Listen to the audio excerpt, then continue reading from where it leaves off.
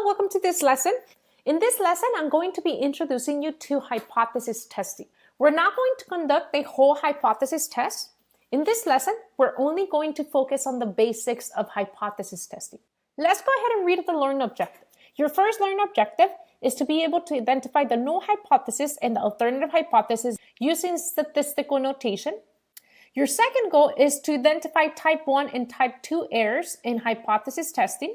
And your last goal is to be able to describe the key elements of hypothesis testing. These are going to include the significance level, the test statistic, and the p-value. We're not going to be calculating anything in this lesson. We're not going to be running a whole hypothesis test. Here, we're mainly focusing on the basics. So let's start by talking about what a hypothesis test is. A hypothesis test involves making a decision about a parameter based on a statistic. Let me give you an example. Now, here below I have a diagram that I want to use to help you visualize what hypothesis testing is. In hypothesis testing, we're going to have a claim that is being made about the population. So let's say that somebody claims that they study the whole population in the United States, every single person in the United States. And they're saying that 60% of all people in the United States agree with a new law. In other words, imagine that somebody claims that P is equal to 0.60. Again, this P here represents the population proportion of people who agree with the new law. So again, there's a claim that is being made about the whole population.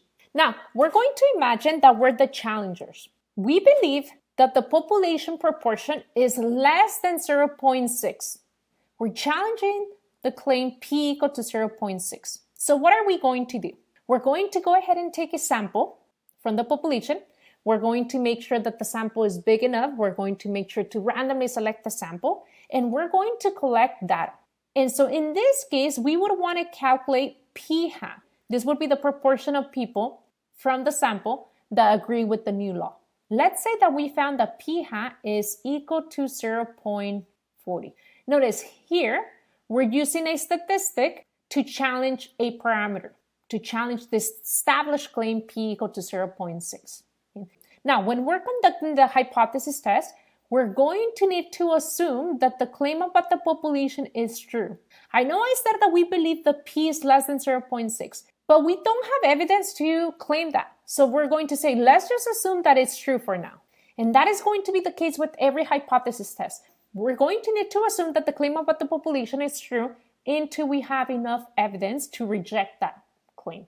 Here's what we're going to do. Here, we're going to look at the normal distribution of P hat. This is a distribution composed of sample proportions.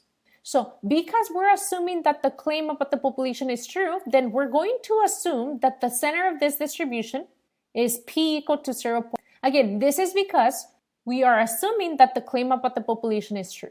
We found P hat equal to 0.4. That is on the left-hand side of the center. That is around, let's just say here. Now, we need to ask ourselves the following question. Did we get an unusual or a usual sample result? To answer that question, we're saying, what is the probability of us getting a P hat value that is 0.4 or less? Like, what is that probability? Because then that can help me answer whether it is usual or unusual to get a P hat equal to 0.40.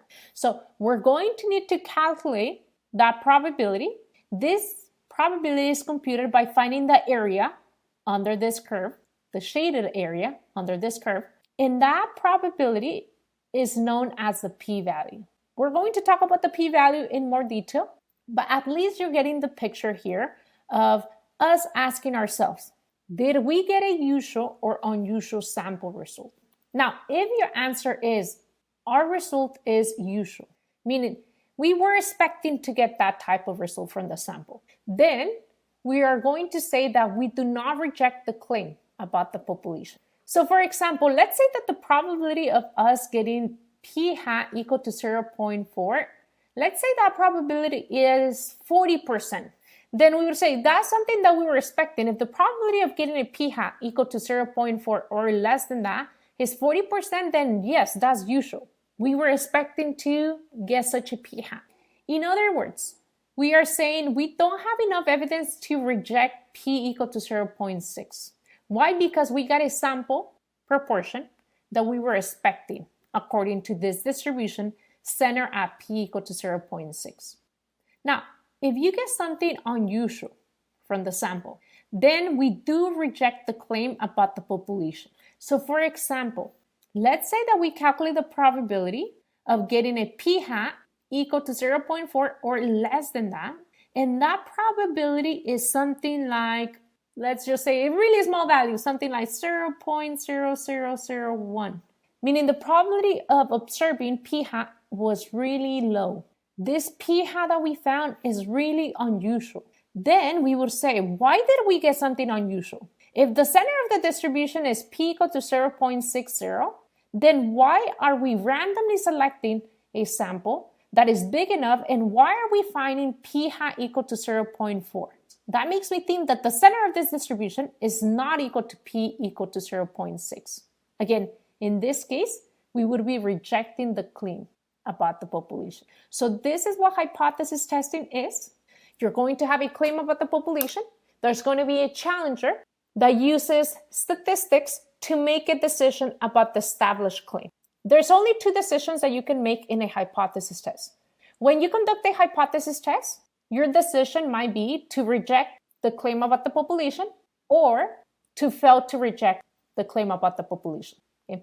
That will be your final decision. Okay? So again, that is why we say the hypothesis testing involves making a decision about a parameter based on a statistic. Let's go ahead and talk about the details of hypothesis testing. We're first going to talk about the null hypothesis and the alternative hypothesis. The null hypothesis, which is denoted as H naught, is a statement about the population that we will assume to be true unless we have shown otherwise.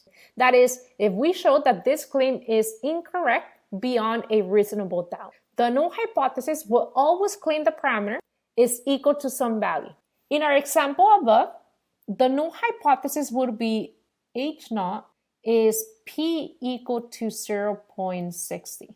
Again, one thing that I want to emphasize is that the null hypothesis is always going to claim that a parameter is equal to some value. So let me give you another example. Let's say that somebody claims that mu, the mean coming from a population, is equal to 85. Then this would be the null hypothesis. So again, one thing to emphasize is that the null hypothesis is always going to have a parameter equal to some value. Now, let's talk about the alternative hypothesis.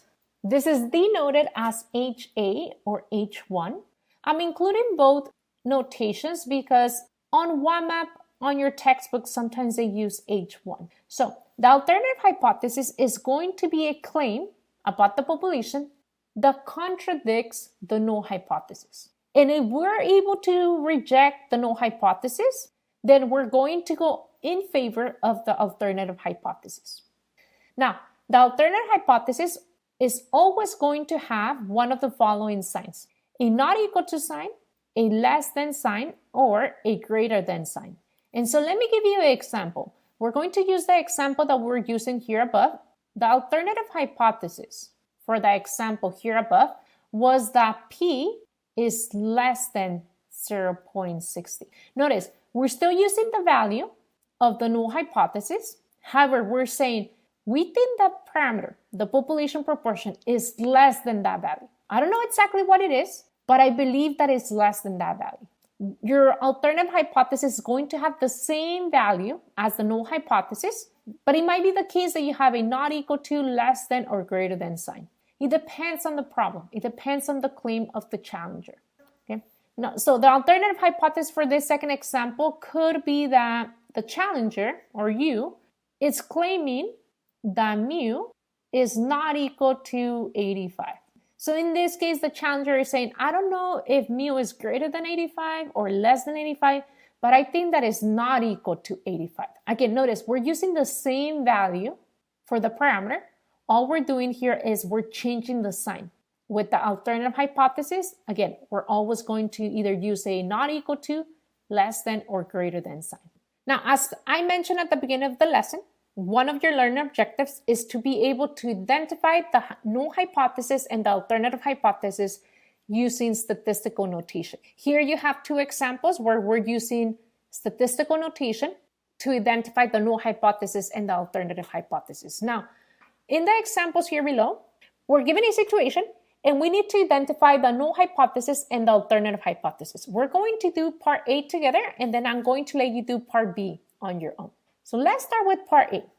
A Tylenol manufacturer markets its tablets. A Tylenol manufacturer markets its tablets as containing a 500 milligram dose. Now here's the concern. The machine that fills the tablets might have come out of calibration and it's no longer producing tablets with the correct dosage. So imagine this manufacturer has been creating tablets all day, and now they're wondering if those tablets actually contain 500 milligrams of dose. The company decides to test whether the average dosage of the tablets has shifted from the label 500 milligrams. So notice, they don't know if the tablets have more or less than 500 milligrams. Here, they're concerned that the dosage has shifted, meaning the dosage is different than 500 milligrams. That's going to help us write the alternative hypothesis. First, we need to identify the null hypothesis. The null hypothesis is a claim being made about the mean, the average dosage of the tablets. So for the population, the mean dosage of the tablets should be 500. Okay? Why? Because all tablets are made to contain 500 milligrams of dose. Now here, the alternative hypothesis is that the average dosage has shifted from the label 500 milligrams. That is, mu is not equal to 500. So again, the company doesn't know if the tablets have less milligrams or more milligrams than 500. So what's going to happen next? Well, the company is going to randomly select a sample of all of the tablets that were made that specific day. They're going to find the mean for that sample. They're going to come back with that mean from the sample, and they're going to determine if the mean of the sample provides enough evidence to reject mu equal to 500. Now, it might be the case that the sample mean does not provide enough evidence to say that mu is not equal to 500. That would be the next steps that we take on the hypothesis test. For now, we're just focusing on identifying the null hypothesis and the alternative hypothesis. Now, I'm going to let you do part B on your own. Now, I want to do one more example with you where we need to identify the null hypothesis and the alternative hypothesis. In this example, we're also going to move towards conducting a hypothesis test. So I'm also going to ask you if the sample mean found is usual or unusual. We're going to read the problem, and again, be ready to identify the null hypothesis and the alternative hypothesis. Suppose a manufacturer of the XJ35 battery claims that the mean life of the battery is 500 days with a standard deviation of 25 days. The mean life of all batteries is claimed to be 500 days. So here, the claim is that mu, the mean of the population, is equal to 500. We're also given the standard deviation of the population, which is 25 days. So sigma here is equal to 25. Let's just say that you're a loyal customer and you've been buying these batteries for a long time and you think that this claim is inflated. In other words, here you're saying they're exaggerating. Now here we can assume that you are saying that the battery is going to last less than 500 days. I mean, it's not really clear, but when somebody says that a parameter is inflated, this means that you're thinking that it's less than what they're claiming that parameter to be. So to test your claim that the mean life is inflated, you randomly select 55 batteries. So your sample size is 55. And you find that the mean of the sample is X bar equal to 490. So you find this statistic here, the mean of the sample. Let's go ahead and state the null hypothesis. The null hypothesis is the claim that has been established about the population. In this case, the claim that has been established about the population is that the mean life is equal to 500. That is, mu is equal to 500. Now, the challenger, which is you, claims that this value is inflated. Thus, the alternative hypothesis is going to be that mu is less than 500. Now, one thing that I want to mention is that you can also write the null hypothesis and the alternative hypothesis in words. For example, you could say that the population mean life of the battery is 500 days. Now, the alternative hypothesis would be that the population mean life of batteries is less than 500 days. On your exam, on your activities, I'm going to ask you to state the null hypothesis and the alternative hypothesis using statistical notation. Okay? So you don't have to write a sentence for each. Now, what is the statistic that was collected from the sample? The statistic that you collected was X bar equal to 490. This is the sample mean, which is a statistic. Now, do you have any ideas of how to determine if the sample mean, X bar equal to 490, is unusual or usual? Do you have any ideas? I hope you do. We can go ahead and say, let's take the X bar distribution, which follows a normal distribution by the central limit theorem.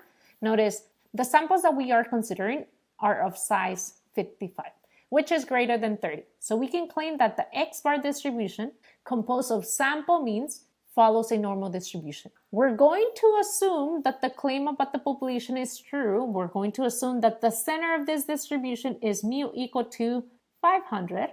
Now you're wanting to know if the sample mean that you found, which is somewhere on the left-hand side of mu equal to 500, X bar equal to 490.